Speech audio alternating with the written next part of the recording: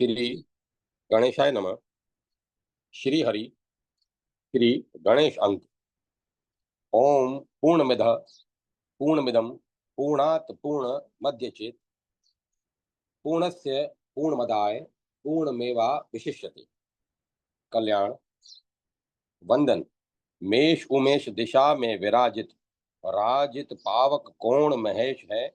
वायु दिशा जगदम्बिका दीपित नेत्रिति कोण में दीन दिनेश है।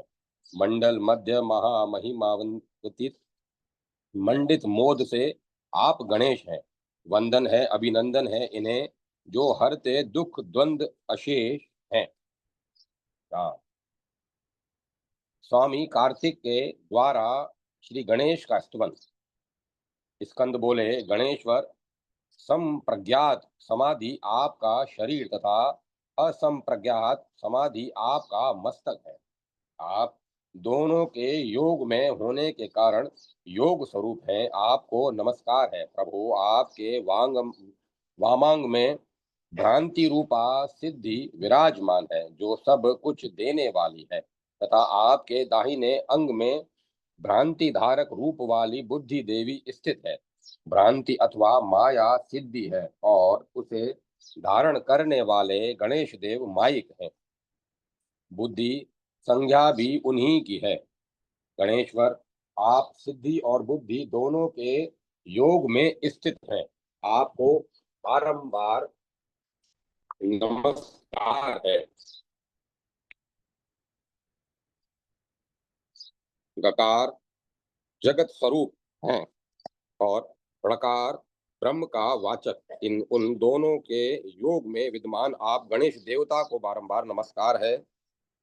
जरायुज आदि भेंट से चार प्रकार का जो जगत है वह सब ब्रह्म है। जगत में ब्रह्म ही उसके रूप में भास रहा है।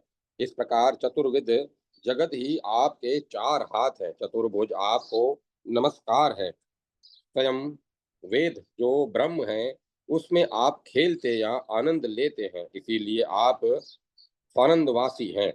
स्वानंद पते आपको नमस्कार है प्रभु। आप भक्तों के हृदय में रहकर उनके सुख दुख आदि द्वंद्वों की चोर की भांति चरते या चुराते हैं, इसीलिए मूषक चुराने वाला आपका वाहन है। आप जगत रूप ब्रह्म हैं, स्थित रहकर भोगों को भोगते हैं तथापि अपने योग में ही विराजते हैं, इसीलिए ब्रह्म रूप जगत आपकी चेष्टा को नहीं जान पाता। आप चोर की भांति भोग करता है, इसीलिए आपका उत्कृष्ट वाहन मूषक है। आप मूषक पर आरूढ़ हैं। हेरंब आपको बारंबार नमस्कार है। गणाधीश आप योग शांतिधारी उत्कृष्ट देवता हैं। मैं आपकी यहाँ क्या स्तुति कर सकता हूँ। आपकी स्तुति करने में तो वेद आदि भी शांति मौन धारण कर लेते हैं। यह स्तोत्र सुनकर गणेश जी ने स्कंद से कहा, महाभाग, वर मांगो, वह दुर्लभ होने पर भी मैं तुम्हें दूंगा। स्कंद, तुम्हारे द्वारा किया गया यह स्तोत्र योग शांति दाता, मुझ में भक्ति उत्पन्न करने वाला तथा संपूर्ण सिद्धियों को देने वाला होगा। कार्तिकेय, तुम जो जो चाहोगे वह वस्तु तुम्हारे स्तोत्र में बंद कर मैं निश्चय ही देता रहूंगा। विशेषतः उनको जो प्रतिदिन इसका पाठ और श्रवण करते होंगे मैं मनोवांछित वस्तु दूंगा। इस प्रकार श्री मुद्गल पुराण में भक्त मनोरथ सिद्धि प्रद गणेश स्तोत्र पूरा हुआ। जय माता सरस्वती। जय मां सरस्वती। सकाम देवी अनुष्ठानों के संबंध में नम्र निवेदन। प्राकृतिक जगत अनित्य, अपूर्ण और विनाशी है, अतएव दुखालय है। प्राकृतिक वस्तुओं और स्थितियों में सबकी खोज करना वास्तव में मूर्खता ही है। यहाँ जो कुछ भी मनुष्य प्राप्त करता है वह स्थायी नहीं होता, अधूरा होता है और उसका वियोग अवश्याम भी है। यहाँ वास्तविक सुख उसी को मिलता है जो सारे जगत को भगवान में देखता है और भगवान को जगत में भरा देखता है। वही नित्य और पूर्ण परमानंद स्वरूप भगवान को देखता हुआ नित्य आनंद में बना रहता है। भगवान ने कहा है, जो पुरुष संपूर्ण भूतों में सबके आत्म रूप मुझ वासुदेव को ही व्यापक देखता है और संपूर्ण भूतों को मुझ वासुदेव के अंतर्गत देखता है, उसके लिए मैं अदृश्य नहीं होता और वह मेरे लिए अदृश्य नहीं होता। फिर यहाँ तो कुछ भी हानि, लाभ, सुख, दुख आदि भोग रूप में प्राप्त होते हैं, वे सब प्रारब्ध के ही फल हैं। कर्म तीन प्रकार के होते हैं, क्रियमाण, संचित और प्रारब्ध। इस प्रकार इस समय हम जो कुछ भी कर्म फल हेतु से कर रहे हैं, उन्हें क्रियामाण कहते हैं। फल हेतु कर्म संपन्न होते ही कर्म संचय के भंडार में चला जाता है। यह वर्तमान के पूर्व के किए हुए कर्मों का, जिनका फल अभी नहीं भोगा जा चुका है, संग्रह ही संचित कहलाता है। और इस संचित में से कुछ अंश लेकर कर्म जगत का नियंत्रण करने वाली प्रभु शक्ति एक जन्म के लिए जो कुछ फल का निर्माण कर देती है, उसका नाम प्रारब्ध है। इस प्रारब्ध के अनुसार योनि, आयु और फल आदि पहले से ही निश्चित हो जाते हैं। अतएव जब जो कुछ भी प्रारब्धवश फल रूप में प्राप्त होना है, वह अवश्य होगा ही। इसमें निमित्त तीन हो सकते हैं, स्वेच्छा, परेच्छा और अनिच्छा। किसी फल भोग के लिए कोई कर्म हमारी अपनी इच्छा से बन जाए, यह स्वेच्छाकृत फल भोग है। जैसे आग में हाथ डालने की इच्छा होने पर हाथ डालना है और उसका जल जाना किसी प्रारब्ध का फल। परेच्छा दूसरे की इच्छा से होता है। इसका रूप है किसी दूसरे के मन में हमारा अच्छा बुरा करने की इच्छा हो जाना और तदनुसार इस कर्म के संपन्न होने पर हमें फल प्राप्त होना। जैसे हमारे घर में आग लगने वाली हो, पर द्वेषवश दूसरा कोई इच्छा करने करके आग लगा दे, इसी प्रकार कुछ फल अनिच्छा से उत्पन्न होते हैं। जैसे हम रास्ते में चल रहे हैं, अकस्मात किसी पेड़ की डाल टूटकर हम पर गिर जाए और हमें चोट लग जाए। फल भोग में प्रारब्धवश परतंत्र होते हुए भी इन स्वेच्छा और परेच्छाकृत फल भोगों में हम अपनी भली बुरी इच्छा के अनुसार क्रियामाण कर्म करके अपने लिए अच्छे बुरे संचित या निर्माण करते हैं। अपने लिए अच्छे बुरे संचित का निर्माण करते हैं, जो भविष्य में हमारे लिए सुख दुख का कारण बन सकता है। क्योंकि संचित और प्रारब्धवश अच्छी बुरी इच्छाओं के उदय होने पर ही मनुष्य को भगवान ने अच्छे बुरे की पहचान के लिए विवेक, आदर्श, शुभ कर्म करने के लिए विधि, निषेधात्मक शास्त्र, वाणी और कर्म करने का अधिकार दिया है। कर्मणेवाधिकामस्ते कर्मेणाधिकारस्ते गीता का प्रसिद्ध वचन है। यदि हम शास्त्र की अवहेलना करके मनमाना आचार दुराचार करते हैं, तो उसका फल दुख, और सदव्यवहार करते हैं तो उसका फल सुख भविष्य में होगा ही। प्रारब्ध का फल अवश्य में भोगना ही होगा, इसमें कोई संदेह नहीं।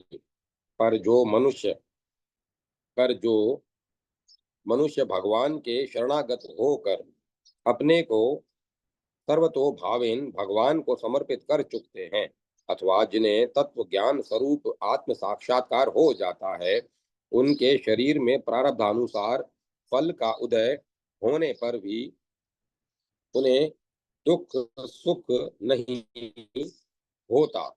और सकाम भाव न होने से नवीन कर्म फल प्रदान करने वाले कर्म संचित में नहीं कैसे ही नहीं जमा होते, जैसे भुने हुए बीज खेत में डालने पर भी उनसे अंकुर नहीं निकलते। पूर्व के अनुसार संचित कर्म भगवान की सहज कृपा अथवा ज्ञानाग्नि से सर्वथा भस्म हो जाते हैं। इस प्रकार वह कर्म बंधन से मुक्त हो जाता है। तथापि शरीर से प्रारब्ध फल का भोग होता ही है, यह कर्म सिद्धांत है। परंतु कुछ ऐसे प्रबल कर्म भी होते हैं, जैसे सकाम भगवत आराधन या देव आराधन, किसी कारणवश शाप या वरदान, जो तत्काल प्रारब्ध बनकर फल फलदानोन्मुख प्रारब्ध के फल को रोककर बीच में अपना फल भोगता देते हैं। उदाहरण रूप में किसी के प्रारब्ध में पुत्र प्राप्ति का संयोग नहीं है, पर वह विधि पूर्वक पुत्रेष्टि यज्ञ का अनुष्ठान करने पर नवीन प्रारब्ध निर्माण के द्वारा पुत्र प्राप्त कर सकता है। ऐसे बहुत से उदाहरण प्राचीन ग्रंथों में मिलते हैं। इसी प्रकार किसी के प्रारब्ध में अमुक समय मृत्यु का योग है, पर मृत्युंजय आदि अनुष्ठान करने पर वह अल्पायु मनुष्य दीर्घ जीवन का सविधि लाभ कर सका है। मार्कंडेय जी का भगवान शंकर की उपासना के फल स्वरूप अमृतत्व प्राप्त करना प्रसिद्ध ही है। इसीलिए हमारे शास्त्रों में सकाम उपासना का विस्तृत उल्लेख है। यद्यपि सकाम उपासना बुद्धिमानी नहीं है, क्योंकि उसके द्वारा प्राप्त होने वाला फल अनित्य, अपूर्ण और दुखप्रद ही होता है। तथापि सात्विक सकाम उपासना से भी उपासना के स्वरूपानुसार न्यूनाधिक रूप के में अंतःकरण की शुद्धि होती है, जिसका फल अंत में निष्कामता की प्राप्ति होता है। भगवान की उपासना तो किसी भी भाव से की जाए अंत में भगवान को प्राप्त कराने वाली होती है। भगवान ने स्वयं अपने अर्थार्थी और आर्त भक्तों को भी उदार बतलाते हुए अंत में उनको अपनी प्राप्ति होने की घोषणा की है। उदारः सर्व एवते और मद्भक्ता यान्ति मामपि। अतएव सकाम देवाराधना और भगवत आराधना बुद्धिमानी न होते हुए भी लोक में समृद्धि, सुख और अंत में कर्मानुसार भगवत प्राप्ति के हेतु होने के कारण अकर्तव्य नहीं है। पाप तो है ही नहीं, अवश्य ही तामस देवताओं और तामस तत्वों की उपासना कभी नहीं करनी चाहिए, और न ऐसी कोई उपासना आराधना करनी चाहिए जिसमें दूसरे के अहित की कामना हो।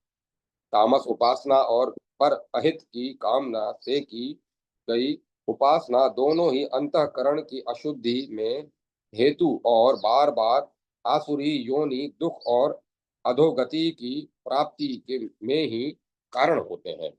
सकाम अनुष्ठान के संबंध में यह निश्चित रूप से नहीं कहा जा सकता कि वे सबको समान रूप से फल देंगे ही या तत्काल ही फल दे देंगे। तत्काल फल न हो तो बार बार उनका प्रयोग करना चाहिए। एक ही दवा एक रोगी को तत्काल लाभ पहुंचाती है, दूसरे को देर से पहुंचाती है, और किसी को उससे कुछ भी लाभ नहीं होता। इसी प्रकार देवाराधन भी प्रारब्ध की सहज कठिन या अत्यंत प्रबल प्रतिबंधात्मकता के अनुसार कोई तुरंत नवीन प्रारब्ध बनकर फल दे देता है, कोई देर से और कोई बहुत देर से फल देता है, एवं कोई नहीं भी देता।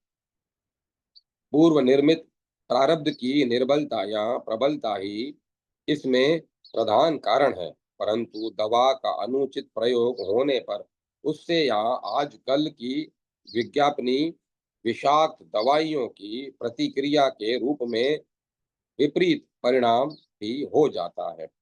रोग बढ़ जाता है और कहीं कहीं रोगी मर भी जाता है। पर सात्विक, जिसमें किसी अवैध तामसिक वस्तु या विधि का प्रयोग न हो तथा जो किसी भी दूसरे के लिए जरा भी हानिकारक न हो, ऐसे देवाराधन में प्रतिक्रिया रूप में कोई भी हानि नहीं होती, वरम लाभ ही होता है। एक प्रसिद्ध महात्मा हुए हैं जिन उन्होंने अर्थ की प्राप्ति के लिए गायत्री के पूरे 24 पुरस्चरण पुरस्चरण किए। वे बार बार पुरस्चरण करते, पर फल कुछ भी दिखाई नहीं देता। तथापि उनकी श्रद्धा नहीं घटी, न धीरज ही छूटा, और न वे पुख्ता ही तथा पुरस्चरण करते ही रहे। जब 24 पुरस्चरण पूरे हो गए और कोई प्रत्यक्ष फल नहीं दिखाई दिया, तब भी उनकी गायत्री देवी पर तनिक भी अश्रद्धा नहीं हुई, क्योंकि वे परम आस्तिक और शास्त्र विश्वासी थे। दूसरी और गायत्री पुरस्चरण के द्वारा पवित्र हुए अनेक विशुद्ध हृदय में वैराग्य उत्पन्न हो गया और सर्व त्याग करके वे सन्यासी हो गए। सन्यास सर्व त्यागमय होता है और यह यथार्थ सर्व त्याग एक महान पुण्य कार्य होता है। अतः सन्यास ग्रहण करने के पश्चात गायत्री देवी ने प्रकट होकर उनसे वर मांगने के लिए अनुरोध किया। सन्यासी महात्मा ने कहा, माता, मैंने 24 पुरुष चरण श्रद्धा विधि सहित किए, किंतु आपने दर्शन नहीं दिए। अब मेरे न्यास ग्रहण करने के पश्चात आपके प्रकट होने का क्या कारण है?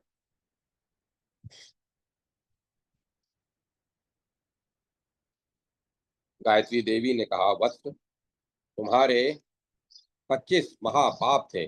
24 पुरुष शरणों से उनमें से 24 महापाप का श्री राम 24 महापापों का प्रायश्चित हो गया। एक पुरुष चरण और कर लेते तो प्रतिबंधक हट जाता और मैं प्रकट हो जाती, पर तुमने वह नहीं किया। अब तुम्हारा यह सर्व त्याग रूप संन्यास महान पुण्य कार्य होने के कारण इसके फल स्वरूप 25वें महापातक का भी प्रायश्चित हो गया। अब तुम नवीन फल प्राप्त करने के अधिकारी हो गए। इसी से मैं अब प्रकट हो गई। सन्यासी महात्मा ने, माता, अब तो मैं सर्वत्यागी सन्यासी हूँ। अब न मेरे मन में कोई कामना है, न मुझे कोई आवश्यकता ही। आपकी कृपा बनी रहे, आप पधारे। इस कथा से यह सिद्ध होता है कि प्रतिबंधक की प्रबलता में देवाराधन का मनोवांछित फल तत्काल न मिलने पर भी लाभ तो निश्चित रूप से होता ही है। साथ ही आजकल दवाइयों में जानतव पदार्थों तथा विष का प्रयोग होता है।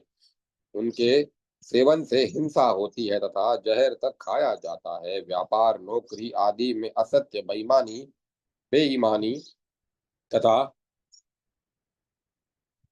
पराये अहित साधन का पाप होता है। देवाराधक इन पापों से तो बच ही जाता है, वह भी कम लाभ नहीं है। उसकी बुद्धि अहिंसा युक्त तथा जागृत रहती है, जिससे पराया, अनिष्ट या अहित करने वाले विचारों तथा पापों से छुटकारा मिलता है। यह याद रखना चाहिए कि जिस किसी विचार या कार्य से परिणाम में अपना तथा दूसरों का अनिष्ट या अहित होता हो, वही पाप है, और जिससे परिणाम में अपना तथा दूसरों का इष्ट या हित होता हो, वही पुण्य है। यही पाप तथा पुण्य की सार्वभौम यथार्थ परिभाषा है। जिससे परिणाम के दूसरों परिणाम में दूसरों का अहित होगा, उससे हमारा हित होगा ही नहीं, और जिससे परिणाम में दूसरों का हित होता होगा, उससे हमारा कभी अहित न होकर हित ही होगा। यह सुनिश्चित है। कहीं कहीं देवाराधन के सफल न होने में श्रद्धा और विधि का न्यूनता या उसका अभाव भी प्रधान कारण होता है। श्रद्धा की आवश्यकता तो प्रत्येक कार्य में है। अश्रद्धा से किया गया कार्य सिद्ध नहीं होता। भगवान गीता में कहते हैं, हे अर्जुन, बिना श्रद्धा के किया हुआ हवन, बिना दिया हुआ दान और तपा हुआ तप और जो कुछ भी किया हुआ शुभ कर्म है, वह समस्त असत इस प्रकार कहा जाता है। इसीलिए वह न तो इस लोक में लाभदायक है और न मरने के बाद ही। अतएव कोई भी देवाराधन या मंत्र प्रयोग हो, अनुष्ठान करने वाले में इसके प्रति श्रद्धा विश्वास अवश्य होना चाहिए। जिस देवता और जिस अनुष्ठान या आराधना में श्रद्धा होगी, वही फलवान होगा। किसी भी देवता की आराधना कौतूहल निवृत्ति या परीक्षा के लिए नहीं करनी चाहिए। परीक्षा के लिए की गई आराधना से तो देवता का अपमान होता है, जिसका फल अनिष्ट भी हो सकता है। श्रद्धा के साथ सकाम कर्म के विधि की भी परम आवश्यकता है। जैसे अमुक अमुक वस्तुओं के अमुक अमुक निश्चित परिणाम में मिलाने पर भी किसी अभिष्ट वस्तु का निर्माण होता है, वैसे ही अमुक अमुक विधि का भली भांति पालन करने पर ही देवता के द्वारा फल का निर्माण होता है। अतएव प्रत्येक अनुष्ठान यथा यथा साध्य विधिवत ही होना चाहिए। सेवा अनुष्ठान के समय तन मन वचन से सदाचार का पालन करना चाहिए। अखंड ब्रह्मचार्य का संतान प्राप्ति के अनुष्ठान में वेद प्रसंग को छोड़कर पालन अवश्य अवश्य होना चाहिए। जप के साथ दशांश हवन, तर्पण, मार्जन और ब्राह्मण भोजन भी आवश्यक होता है। साथ ही इस बात का भी ध्यान रखना चाहिए कि किसी भी दूसरे के अनिष्ट या अहित का कोई भी कार्य मन वाणी शरीर से न होने पाए। किन्हीं ब्राह्मण या ब्राह्मणों से अनुष्ठान करवाया जाए तो वह ध्यान रखना आवश्यक है कि ब्राह्मण सदाचारी हो। अनुष्ठान के समय वे ब्रह्मचर्य का पालन करें और जहाँ तक बने अनुष्ठान काल में यजमान का ही अन्न ग्रहण करें। ब्राह्मणों को सम्मान पूर्वक उचित दक्षिणा दी जानी चाहिए। उसमें सौदा या मोल तोल नहीं करना चाहिए। उनका जी तो दुखाना ही नहीं चाहिए। किसी दूसरे का अनिष्ट चाहकर कोई भी अनुष्ठान कभी नहीं कराना चाहिए। इससे परिणाम में बहुत बड़ी हानि होती है। अमुक कार्य सफल हो जाने पर देवता का अमुक कार्य किया जाएगा या उसको अमुक चीज भेंट चढ़ाई जाएगी, अथवा अमुक देव स्थान की यात्रा की जाएगी। इस प्रकार मनोती मानना बहुत निम्न श्रेणी की देवाराधना है। पहले सेवा करके तब फल मांगना या स्वीकार करना चाहिए। देवता हमारा अमुक काम कर देंगे, तब हम देवता की सेवा पूजा करेंगे, यह वृत्ति बहुत नीची है। इसमें देवता पर पूरे विश्वास का अभाव है। यद्यपि इसमें भी प्रयास होता है, अतः देवता स्वभावश प्राय नाराज नहीं होते। यद्यपि है तो वह अविश्वासपूर्ण व्यापार ही। सच्ची बात तो यह है कि देव आराधन निष्काम प्रेम से होना चाहिए। सेवा करके बदले में कुछ भी लेना सेवा नहीं कहलाता, बल्कि वह एक प्रकार का व्यापार हो जाता है। प्रहलाद ने भगवान नरसिंह से कहा था, जो सेवा करके बदले में कुछ ले लेता है वह सेवक नहीं है, लेन देन करने वाला व्यापारी है। न स भृत्य स वे वाणिक। पर जो सेवा के पहले ही फल चाहते हैं वे तो कुशल व्यापारी भी नहीं, उन्हें तो निम्न श्रेणी के स्वार्थी ही कहना चाहिए। अंत में यही नम्र निवेदन है कि मानव जीवन का लक्ष्य भगवत प्राप्ति ही है। अन्य जितनी भी लोक परलोक की वस्तुएं या परिस्थितियां हैं, सभी अनित्य तथा परिणाम दुखद है। अतएव सकाम कर्मों में प्रवृत्त न होकर निष्काम कर्म, तत्व विचार, भगवत सेवा, भगवत प्रेम आदि पारमार्थिक साधनों में ही लगना चाहिए। उसी में जीवन की सार्थकता है। पर जो सकाम भाव का त्याग नहीं कर सकते, उनकी विविध कामनाओं को पूर्ति के लिए सकाम उपासना का विधान है। सकाम भाव वाले लोग उन देवी साधनों का सेवन करके लाभ उठा सकते हैं। जय माता सरस्वती। जय माता सरस्वती। श्री गणपति के बीज मंत्र द्वारा संकेतिक गूढ़ अर्थ, जो सजातीय, विजातीय और स्वगत भेद से रहित निर्गुण, निरंजन, निराकार, निष्क्रिय, सत्व स्वरूप, चित्त स्वरूप और आनंद स्वरूप परम पद रूप है, जिन्होंने अपनी माया से ही शरीर ग्रहण किया है, उन गजानन देव का मैं भजन करता हूँ। संपूर्ण चैतन्य स्वरूप परात्पर ब्रह्म की लीलामयी इच्छा शक्ति की प्रथम स्फुरणा ओमकार नाद के रूप में अभिव्यक्त हुई। यह नाद विश्व रचना की प्रक्रिया में अव्यक्त ब्रह्म का प्रथम यजन, कंपन या उन्मेष था। ओमकार नाद से सभी वर्णों का प्रकाशन हुआ, फिर वर्णों से मंत्रों की सृष्टि हुई। सर्व चैतन्य ब्रह्म के ही सूक्ष्म अभिव्यक्त रूप होने के कारण सभी वर्ण एवं मंत्र चैतन्य शक्ति से युक्त हैं। एवं एवं ब्रह्म के ध्वनि शरीर सूक्ष्म शरीर या शब्द ब्रह्म है। इनमें ब्रह्म की चैतन्य शक्ति निहित है, जिसे जप, चिंतन और ध्यान की मंथन क्रिया द्वारा अभिव्यक्त कर साधक ब्रह्म का साक्षात अनुभव करता है। जैसे प्राणियों के शरीर में जीवात्मा सार रूप है, वैसे ही मंत्रों का सार आत्मा अथवा उनकी चैतन्य शक्ति उन उन बीज मंत्रों में निहित है। देवों ने ही प्रत्येक देवता के मंत्रों से उस मंत्र के बीजों को पृथक किया है। जैसे एक सूक्ष्म बीज में वृक्ष का आकार, गुण, स्वभाव, शक्ति और सिद्धि सब निहित वह रहती है, वैसे ही किसी मंत्र देवता के बीज में उसके स्वरूप, आकार, तेज, गुण, शक्ति एवं सभी सिद्धियां निहित रहती हैं।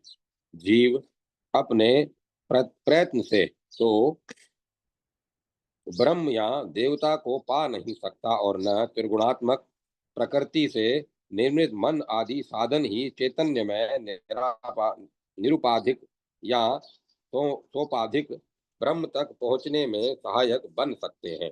पर मंत्र या बीज स्वयं देवता का चेतना युक्त ध्वनि शरीर होने के कारण साधक के देवता तक पहुँचने में निश्चित रूप से साधन बनते हैं, एवं विधि पूर्वक जप किए जाने पर साधक की साधना के सिद्ध होने की भी गारंटी देते हैं। बीज मंत्रों के जीव रूप या वीर रूप होते हैं, अतः निर्बीज मंत्र बीजहीन होने के कारण साधना का फल नहीं देते। मंत्रों का जप बीज मंत्र सहित ही करना चाहिए। भुव भुव स्वः, ये तीनों महाव्युतियां त्रिपदा गायत्री के बीज मंत्र हैं। एम सरस्वती का होम, शिव का दुम, दुर्गा का क्लिम, काली का श्रीम, लक्ष्मी का एवं गम गणपति का बीज मंत्र है। यामल तंत्र का कहना है कि गुरुदत्त मंत्र या बीज मंत्र के जप से अवश्य ही देवता के प्रत्यक्ष दर्शन होते हैं। देवत्याः शरीरम तु बीजातुत्पद्यते ध्रुवम। मंत्र विद्या चिकित्सा एवं ज्योतिषी की भांति ही प्रत्यक्ष अनुभव पर आधारित प्रमाण का विषय है। साधक का अनुभव ही उसे पद पद पर उस शास्त्र की प्रामाणिकता का विश्वास दिला देता है। मंत्राभ्यास से केवल देवता का साक्षात्कार ही नहीं, अपितु उसके मनन से विश्व का हस्तामल कवत हस्तमाकलवत ज्ञान एवं संसार बंधन से त्राण भी होता है। इसी कारण इसे मंत्र कहते हैं। मंत्र में निष्ठा, सिद्धि में विश्वास तथा विधि पूर्वक निर्वच्छिन्न जप मंत्र सिद्धि के कारण है। जनक कुमार संहिता का कहना है, बिन द्वंद मंत्र देवता को प्रसन्न करने वाले होते हैं, एवं प्रणवाद नमोअंत मंत्र शांति, भोग और सुख देने वाले होते हैं। अतः प्राय बीज मंत्रों के साथ अनुस्वार रूप बिंदु लगाकर उनके प्रारंभ में प्रणव तथा अंत में नमः लगाकर उनका जप किया जाता है। इस नियम के अनुसार श्री गणपति के बीज मंत्र का जप के प्रयोजन के लिए रूप होगा ओम गम नमः, ओम गम नमः, ओम गम नमः। अब मंत्र की संकेतार्थ प्रणाली के अनुसार श्री गणपति के बीज मंत्र के रहस्यार्थ विचार करें। गम के तीन खंड हैं, ग धन अ अनुस्वार बिंदु।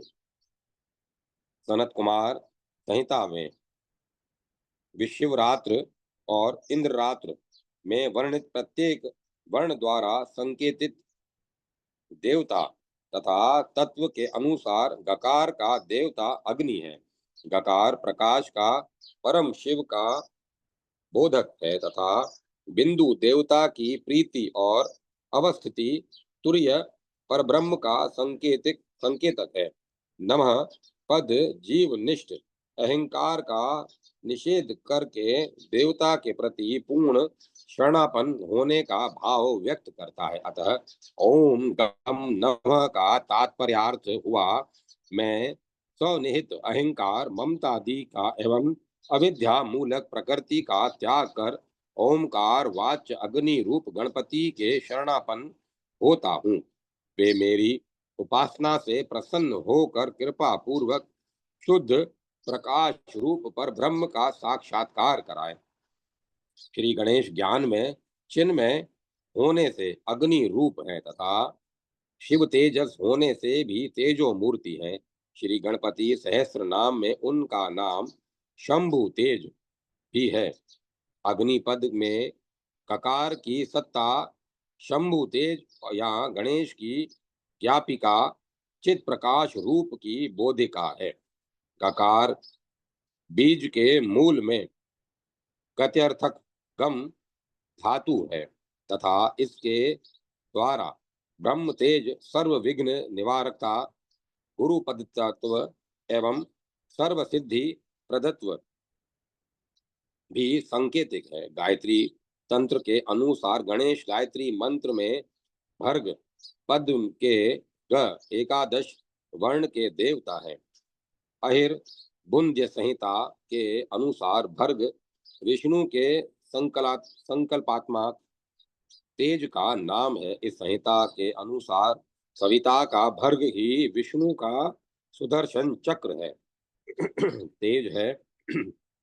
इस भर्ग पद में गह का अर्थ है गम यद्यपि तन्नाशम स्वेति बंद मश्यतः, जो अविद्याजन्य सभी कलेशों का नाश कर जन्म मरण के अथवा अज्ञान के बंधन को पूरी तरह नष्ट कर देता है।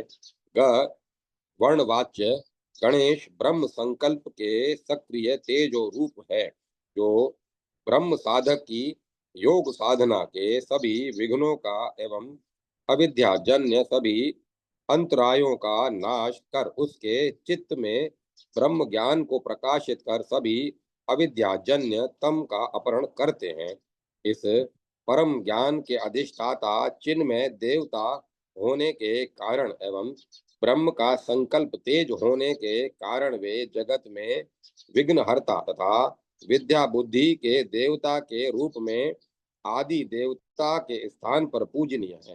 ब्रह्म का संकल्प ही प्रथम ओमकार के नाद के रूप में प्रकट हुआ है। अतः वे ओमकार हैं, ओमकार वाच्य हैं, सृष्टि के आदि में आविर्भूत हुए हैं एवं जगत के कारण हैं। उनकी स्तुति करते हुए कहा गया है भक्तानुकंपिनम देवम जगत कारण मच्युतम आविर्भूतम च सृष्टयादो प्रकृति पुरुषत परम ब्रह्म भोगी भोगी भोगी याज्ञ वल्य स्मृति में भर्ग के ग वर्ण की व्याख्या करते हुए कहा गया है कि ग इत्यागच्छन् त्रस्तम, जैसे सविता का प्रकाश निरंतर इस धरा पर आ रहा है वैसे ही सर्वव्यापक एवं सर्व अंतर्यामी रूप में स्थित ब्रह्म का प्रकाश भी सभी को निरंतर प्राप्त हो रहा है। इससे यह संकेत मिलता है कि ग बीज मंत्र के जापक को निरंतर ब्रह्म प्रकाश से युक्त होने, अंतर्यामी ब्रह्म से हृदय में संयुक्त होने एवं व्यापक ब्रह्म की चेतना में निरंतर निवास करने का अनुभव करना चाहिए। मुद्गल पुराण तथा अन्य ग्रंथों में गकार के निम्नलिखित संकेतितार्थ मिलते हैं। गकार मनो वाणी में सकल दृश्य दृश्यात्मक विश्व का विराट ब्रह्म का वाचक है। ग बीजवाचक गणेश इस ब्रह्म पद के वाच्य एवं प्रापक हैं। ण पद से मैं तत्व अहंकार आदि विकार एवं सृष्टि समुदाय का बोध करता है। ककार इस गण के चालक होने के कारण ब्रह्म के गणपतित्व का बोधक है। योगी लोग समाधि द्वारा जिस ब्रह्म को प्राप्त करते हैं वह ग अक्षर वाच्य है। समाधिना योगिनो यत्र गच्छन्ति गह मनोवाणीमयम् इत्यादि। गह जो अंतर्या जो अंतर्यामी रूप से सभी चराचर सृष्टि की गति का चालक हेतु है तथा यह संपूर्ण स्थावर जगम प्रलय दशा में जिसके पास पहुंचता है वह ग है। वह ग वर्णवाच्य ब्रह्म ही सभी की गति का धर्माचरण आदि साधन का एवं जीवन का चरम लक्ष्य है। गम्यते यत्र येन सर्वं चराचरं जगत् सर्वं जगत् गम्यति इति वा सर्वदेहिनां गते अर्थभूतो वा गत परायण आश्रय पहुंचना हुआ। जो सर्वगत है सर्वव्यापक रूप में सभी के पास पहुंचा हुआ है। सभी का परम आश्रय शरणदाता रक्षक एवं मोक्ष देकर तारने वाला है। अभवत परम ब्रह्म तद्गतम तत्परायणाम। ग अक्षर गुरु पद का बोधक बोधक है। श्री गणेश गुरुओं के गुरु एवं ब्रह्म विद्या के आचार्य हैं। उनकी कृपा के बिना योग एवं साधना के विघ्न दूर नहीं होते तथा बुद्धि में निर्मल ब्रह्म ज्ञान प्रकाशित नहीं होता। श्री गणपति की कृपा होने पर ही गुरु उपदिष्ट मंत्र के मनन तथ्य तथा जप से अज्ञान का नाश होकर इष्ट देवता का स्वरूप प्रकाशित होता है। अतः साधना के आरंभ में गुरु मंडल की वंदना करते हुए श्री नाथादि गुरुत्रम गणपतिम पीठत्रम भैरवम इस श्लोक से श्री गणपति की भी गुरु रूप में वंदना की जाती है। गुरु रूप में उपासना किए जाने पर वे साधना में सिद्धि के प्रदायक बन जाते हैं। इस प्रकार गकार महत्वादि दृश्य सृष्टि गण के स्वामी योगियों के परम ध्येय सर्वांतरयामी रूप से सभी के चालक सृष्टि के प्रलय स्थान सर्वगत सभी के शरणदाता सबके उद्धार करता अविद्या निवारक मोक्ष प्रदायक सर्व सिद्धि दाता परम गुरु ब्रह्म का वाचक है। जब करते हुए साधक को श्री गणपति के इन गणों का स्मरण करना चाहिए। मंत्र के अर्थ की भावना करते हुए एवं तदनुसार हृदय में देवता के स्वरूप का ध्यान करते हुए जप करने से ही मंत्र सिद्धिदायक होता है। जप के समय मंत्र में देवता बुद्धि होनी अत्यंत आवश्यक है। मंत्र में देवता में गुरु में मंत्र ऋषि में तथा साधक में तदात्म भाव होने पर ही मंत्र चैतन्य शक्ति से युक्त एवं सगह सिद्धिदायक होता है। साधक ऋषि गुरु मंत्र एवं देवता का अपने में समारोपण कर उनके साथ अनुभव करते हुए जप करे।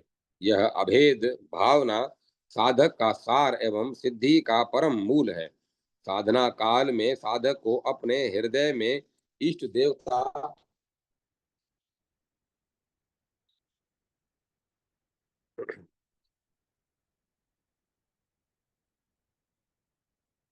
अपने इष्ट देवता की वृत्ति के ही अनुकूल होने चाहिए।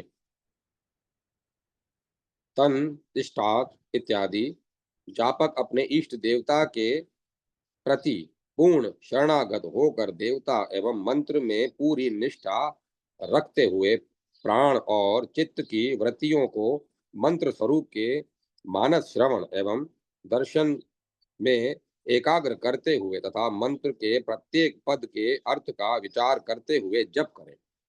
जय माता सरस्वती। जय मां सरस्वती।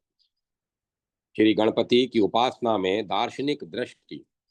इस पंच तत्वात्मक जगत में जीव मात्र अपना मंगल चाहते हैं। उनका अभिष्ट मंगल दो भागों में विभक्त है, श्रेय और प्रय। यद्यपि प्रय की ओर अधिक जीवों का झुकाव है, किंतु प्रय की परिधि में आने वाले सभी पदार्थ नश्वर होते हैं। अतः उनसे शाश्वत सुख की प्राप्ति नहीं हो सकती। प्रय पदार्थों का क्षेत्र संकुचित है और श्रेय पदार्थों का क्षेत्र विशाल है। अतः प्रय श्रेय को अपने भीतर समेट नहीं सकता, किंतु श्रेय प्रय को आत्मसात करने में पूर्णतया सक्षम है। धीर विवेकी पुरुष प्रय को ठुकरा कर श्रेय का वर्ण करते हैं, किंतु जो मंद बुद्धि मानव है वह लौकिक योग क्षेम पर दृष्टि रखकर प्रय को ही अपनाता है। श्रेयो ही इत्यादि श्रेयांसी बहु विघ्नानि। इस युक्ति के अनुसार श्रेय प्राप्ति के मार्ग में अनेक विघ्न बाधाएं आती हैं। इनकी निवृत्ति के लिए विघ्न विनाशन महागणपति देव की प्रथम उपासना या अर्चना नितांत आवश्यक है। यद्यपि यामल तंत्र के कथनानुसार गणेश, सूर्य, विष्णु, शिव और दुर्गा में भेद बुद्धि न रखते हुए एकत्व की भावना से ही इनकी पूजा करनी चाहिए। तथापि साधक की रुचि के अनुसार इन पांचों में से किसी एक को प्रधान मानकर मनुष्य प्रधान मानकर शेष चारों को उनका अंग अथवा उसका ही स्वरूपांतर माना जाता है। इस प्रधान अंग भाव से ही इनका पूजन किया जाता है। श्री गणेश को प्रधान मानते हुए पंच देवोपासना में प्रवृत्त होते हैं। इनके लिए निम्नांकित कर्म उपलब्ध हैं। मध्य भाग में गणेश को विराजित करके ईशान कोण में विष्णु को, अग्नि कोण में शिव को, नेतृत्व कोण में सूर्य को तथा वायव्य कोण में जगदम्बा को प्रतिष्ठित करें। अनुष्ठान में यह नियम है कि देवता का मुख सदा पश्चिम दिशा की ओर करें। इससे उपासक पूर्वाभिमुख होकर देवाराधन कर सकता है। अंग और अंगी एक है, अतः पूर्वोक्त अंगागी भाव से उपासना करने पर किसी भी देवता में प्रधान्य या अप्रधान्य की दृष्टि का उदय ही नहीं होता। अंग और प्रधान में अविनाश अविनाभाव संबंध होने के कारण सभी प्रधान ही सिद्ध होते हैं, अप्रधान कोई नहीं रह जाता। सुखम मेव भूयात दुखम मां भूत। मुझे सुख हो दुख न हो यह कामना सभी प्राणियों की होती है। वास्तव में सुख वही है जो दुख से मिश्रित न हो। यन दुखेन संभिनम। इसका उपाय है उपादे साधन का अवलंबन, अपनी अभिरुचि के अनुसार इष्ट देव की उपासना। न्यान्य पंथा विद्यते। लक्ष्य प्राप्ति के लिए दूसरा कोई मार्ग नहीं है। उपासना तीन प्रकार की होती है, वैदिक, तांत्रिक और मिश्र। जैसा कि श्रीमद् भागवत में भगवान ने कहा है, वैदिक तांत्रिक को मिश्र इति में त्रिविधो मखः। तांत्रिक पद्धति में उपासना के 6 आमनाय निश्चित किए गए हैं। दक्षिणाय दक्षिणामनाय, ऊर्ध्वमनाय, ऊर्ध्वमनाय, पूर्वमनाय, उत्तरमनाय, पश्चिम मनाय तथा पाताल मनाए, आराधना मनाए, इनमें सूर्य उपासना केवल दक्षिण मनाए ही होती है। इन आमनायों में से पूर्वोक्त चार आमनाय क्रमशः अभेद, सायुज्य, सारूप्य तथा सामीप्य प्रदान करने वाले हैं। पश्चिमामनाय ऐहिक फल की प्राप्ति कराता है तथा अधरामनाय लाभ, त्याग और उपकारक का उद्भावक होता है। जैसा कि व्यवहार जैसा कि कहा गया है, दक्षिण उपासक इत्यादि तांत्रिक पूजा कर्म में विभिन्न देवताओं के लिए छहों अमान्यों में से किसी एक के द्वारा पूजा विधान निर्दिष्ट है, परंतु श्री गणपति देव के पूजन की विधि छहों अमान्यों के द्वारा प्राप्त होती है। यही कारण है कि सभी इष्ट देवताओं के पूजन क्रम में गणेश पूजा को प्राथमिकता प्राप्त हुई है। यही गणपति की महत्ता और विलक्षणता का द्योतक है। तंत्र ग्रंथों की आलोचना से वैदिक अमान्य तथा पूर्वोक्त छह अमान्यों में गणपति के बीज और पूजनीय स्वरूप के विषय में निम्नांकित निर्णय अवगत होता है। अमान्याय बीज उपास्य गणपति, वैदिक कामन्याय ग दक्षिणाय नमः, कम लक्ष्मी गणेश, हरिद्रा हरिद्रा गणेश, उधर्वमनाय ओम महागणपति, पूर्वमनाय गह विरज्जी गणपति, उत्तरागमनाय क्लोम उच्चिष्ट गणपति, पश्चिम गमनाय गम गम गह शिर प्रसादन गणपति, क्षिप्र प्रसादन गणपति, पाताल अगह अधः ओम हिमागा प्रभृति आमनाय। उपर्युक्त आमनायों के संबंध से बीज मंत्रों की सार्थकता या वर्ण बीज प्रकाश ग्रंथानुसार इस प्रकार है। मूल बीज में है गकार, जो छहों अमन्याओं में व्यापक रूप से स्थित है। विश्लेषक अंश का समन्वय यूं है: ग अक्षर वैदिक अमान्याओं में उपर्युक्त है और हृदय का घोतक है, अतएव मूलभूत वेदिक वेदिता वेदिका मनाय में प्रयुक्त होता है। दक्षिण मनाय में अनुस्वर से वह विशेषित किया गया है, अतः गम इस रूप में अनुवरा विशिष्ट बीज कलाधि तत्व का घोतक है। उधर्व मनाय में बीज मंत्र गोम हो गया है। यहाँ मूल बीज में ओ तथा अनुस्वार ये दो विशेषण जुड़ गए हैं।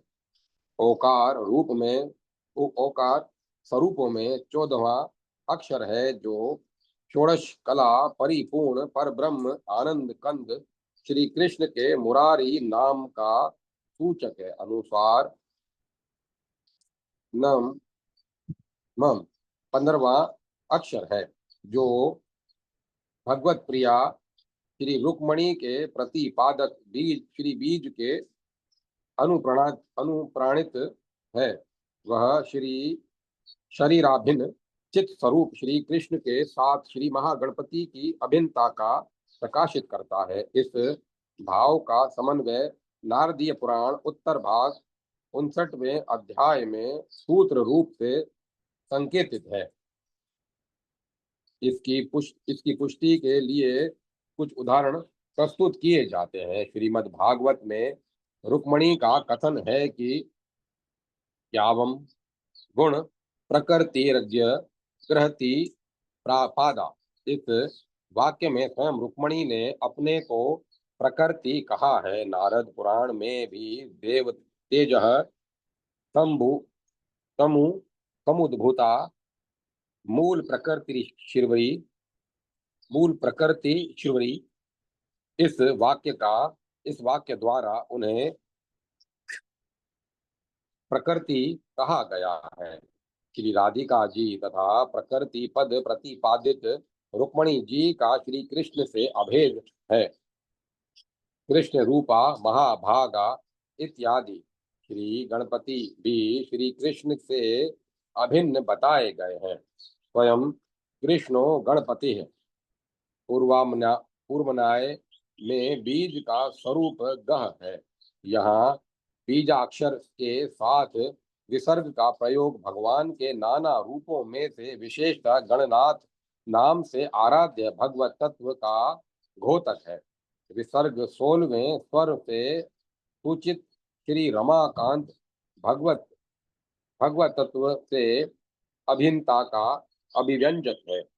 उत्तरामनाय में ग्लोम बीज स्वीकृत है। यहाँ मूल बीज गकार से अधिक ल धन ओ अनुस्वार ये 3 अंश विद्यमान है। इनमें से ल हु बीज का घोतक है। इसमें उच्चिष्ट गणपति की उपासना है और उपास्य के आकार का भू गर्भ तत्व से विशिष्ट संबंध सूचित होता है। ल से गणेश के आयुध वज्र की भी सूचना मिलती है। ओ यह भुवन कोश तथा अग्निकांता स्वाहा का घोतक है। अनुस्वार सूर्य और चंद्रमा का घोतक है। पश्चिमनाय में कम धन गह ये बीजाक्षर प्रयुक्त होते हुए हैं। उक्त आमनाय बीज मंत्र दक्षिणामनाय एवं पूर्वामनाय की समिष्ट है। दक्षिणामनाय में रिद्धि सिद्धि के लिए लक्ष्मी गणेश मंत्र से उपासना बताई गई है। इसके मूल का घोतक गम बीज है। पूर्वनाय मार्ग द्वारा ब्रह्मोपासित गणपति देव की आराधना गह बीज द्वारा निर्दिष्ट है। पातालामनाय अथवा अग्रमनाय में गोम बीज प्रयुक्त होता है। गकार जो मूल बीज है ही शेष है। ओकार अनुस्वार ओकार 13वां स्वर है और अनुस्वार 15वां। ओकार व्योम बीज है। यह वह शून्य तत्व या आकाश तत्व का बोधक है।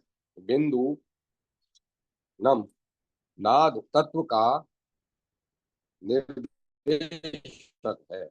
नाद एकमात्र आकाश में ही संभव है। यह वह नित्य लय स्थिति का बोधक है। परमानंद स्वरूप चिदघन ब्रह्म के बिना अन्यत्र देव दिवेत का विलय संभव नहीं। इसका आश्रय गकार गणपतित्व ही सिद्ध हुआ। इसके सिवा ग स्वतंत्र रूप से गगन का निर्देशक है। अतः यह त्रिपुटी ही परमानंद की स्थिति है। ग गणपति बीज गायत्री का आदि अक्षर है। अतः वह गायत्री मंत्रोपास्य शुद्ध ब्रह्म का घोतक है। श्रीमद् भागवत में प्रतिपाद्य तत्व श्री कृष्ण से गणपति तत्व की अभिन्नता है। इस प्रकार श्री भगवान श्री कृष्ण गायत्री और श्री गणेश चारों की ही एक तत्व है, भिन्न नहीं। जय माता सरस्वती। जय मां सरस्वती। गणपति के विविध मंत्र ध्यान न्यास आदि का संबंध एवं रहस्य। देवता कई प्रकार के होते हैं और प्रत्येक देवता का एक आकार होता है जिसका साक्षात्कार करने के लिए न्यास ध्यान सहित मंत्र जप की आवश्यकता होती है। प्रत्येक देवता के भिन्न भिन्न मंत्र एवं भिन्न भिन्न यंत्र होते हैं। देवता की उपासना पद्धति मनोवैज्ञानिक होती है। उसके लिए गुरु से उपदेश लेना आवश्यक होता है। गणपत्य संप्रदाय एवं उसकी उपासना पद्धति भी इसका अपवाद नहीं है। गणपति उपासना भारत में अति प्राचीन मानी जाती है। वैदिक धर्म के अतिरिक्त जैन बौद्ध आदि धर्मों में भी इसका महत्वपूर्ण स्थान है, जिनमें समिष्टि बोध होता है उसे गण कहते हैं, उसका पति गणपति कहलाता है। दार्शनिक दृष्टि से देखा जाए तो गणपति यह त्रितत्व है, पिता शिवा, माता शक्ति और पुत्र गणपति। इसकी तुलना ईसाई संप्रदाय के त्रितत्व के साथ की जा सकती है, परम पिता, परम माता और दिव्य पुत्र। यही उनका सिद्धांत है, God the father, holy ghost and the divine son. यही उनकी ट्रिनिटी है।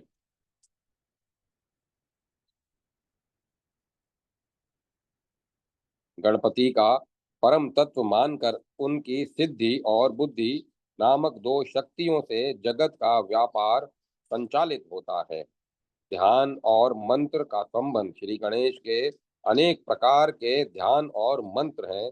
ध्यान और मंत्र का घनिष्ठ संबंध है। देवता के ध्यान में केवल निर्विकल्प भाव की उपासना ध्यान नहीं कही जा सकती। ध्यान का अर्थ है देवता का संपूर्ण आकार एक क्षण में मानस पटल पर प्रतिबिंबित होना।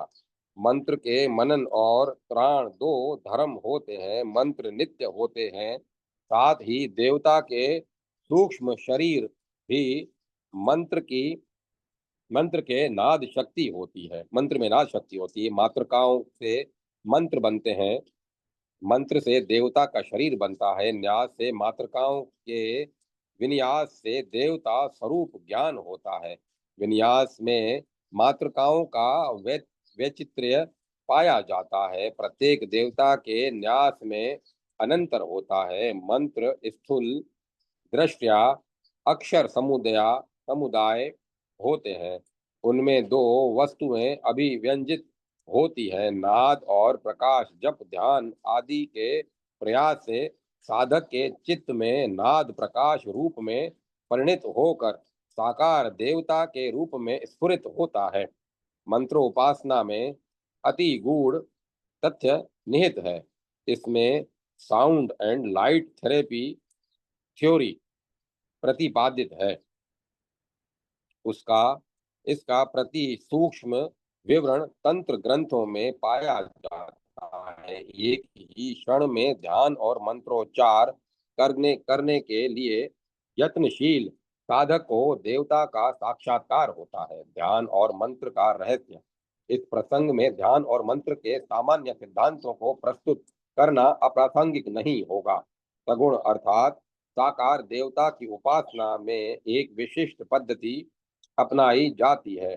स्थूल उपासना और मानसिक उपासना में केवल इतना ही अंतर है कि स्थूल उपासना में बराह रूप से षोडशोपचार अथवा पंचोपचार पूजा द्रव्यों की आवश्यकता होती है। इसमें उपास्य मूर्ति ब्रह्म स्थूल रूप से विद्यमान रहती है। यही वहीं उपास्य मूर्ति मानसिक उपासना में मनोभूमि पर अधिष्ठित रहती है।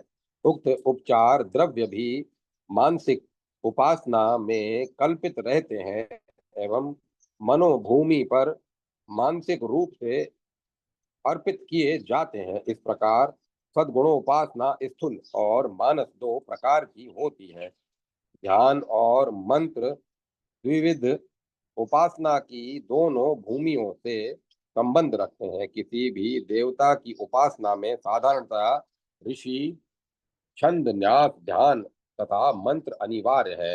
न्यास साधक के अंग में भी निहित होते हैं और देवता के भी। मातृकाओं और मंत्रों का न्यास होता है। मंत्र शास्त्र में वर्णमाला मात्र का शब्द से संबोधित है। इसमें एक निरंतर स्पंदशील अखंड शक्ति रहती है। उसको 50 कंपोनेंट यूनिट मानकर उनका मिश्रण किया गया है। यह प्राचीन ऋषियों का आविष्कार है। इन मातृकाओं का मिश्रण प्रत्येक देवता के भिन्न भिन्न मंत्रों में भिन्न भिन्न रहता है। मंत्र शास्त्र में न्यास का जितना महत्व है उतना ही ध्यान का भी है। ध्यान एक तानता के साथ ही एक अखंड स्वरूप का होना चाहिए। यह साधारण लौकिक विकल्प ग्रस्त मन से संभव नहीं। विकल्प का अर्थ है अनंत प्रकार के संशयों से भरे विचार। इस प्रकार के मन से एक क्षण में एक ही अवयव की धारणा की जा सकती है। होना यही यह चाहिए कि एक क्षण में चरण से मस्तक तक देवता का चित्र चित्त में अवस्थित हो। यह भी संभव है कि जब अवयवों की समष्टि का समष्टि का एक क्षण में चिंतन हो, मंत्र जप की साधक की धारणा शक्ति जब अखंडता को प्राप्त कर लेती है, तब यह संभव होता है। एक ही क्षण में समग्र स्वरूप को धारण करने की शक्ति अंतर लक्ष्य बहिर्दृष्टि में ही संभव है, जिसका अर्थ है निमेष और उन्मेष से वर्जित ब्रह्म दृष्टि को स्थिर रखते हुए लक्ष्य संपूर्ण ज्ञान मूर्ति को अपने मानस पटल पर लाना। काल बिंदु में चलने वाले उन्मेष और निमेष की ही क्रमशः सृष्टि और संहार है। इसके अंतराल में जो खाई है वह जब तक पड़ती नहीं तब तक अखंड ध्यान संभव नहीं। एतर दर्द निमेषोन्मेष वर्जित क्रिया आवश्यक है। इस क्रिया को करने से क्षण भर में इच्छा मात्र से अखंड आकार का बोध होता है। मंत्र एक अव्यक्त देवता शक्ति को अभिव्यक्त करने वाली बीज शक्ति है। इस बीज को जब साधक के चित्त रूपी क्षेत्र में डाला जाता है, तब वह अंकुरित अंकुर की तरह प्रस्फुटित होता है और साकार रूप धारण कर लेता है। आकार का प्रस्फुरण स्वयं वह शक्ति कर लेती है। इसमें साधक को चिंता करने की आवश्यकता नहीं है। जैसे क्षेत्र में बीज डालने पर बीजगत आकार स्वभाव से प्रस्फुटित होता है, उसी प्रकार साधक के चित्त में मंत्रानुसार आकार प्रस्फुटित होता है। यह कार्य मंत्र के निरंतर उच्चारण पूर्वक जप करने से होता है। इससे एक ही विकल्प धारा चलती है और अंत में यह विकल्प धारा देवता का स्वरूप धारण कर लेती है। ध्यान और मंत्रों की आराधना से साधक को श्री गणेश के तदत रूपों का भ्रू मध्य स्थित प्रभा मंडल में साक्षात्कार होता है। फलस्वरूप उनके कृपा प्रसाद की साधक की मनोरथी पूर्ति होती है। जय माता सरस्वती। जय मां सरस्वती। ओम नमो नारायण। ओम नमो भगवते वासुदेवाय। ओम नमः शिवाय। ओम तत्सत। ओम तत्सत। ओम तत्सत। अब कथा को विराम दिया जाता है।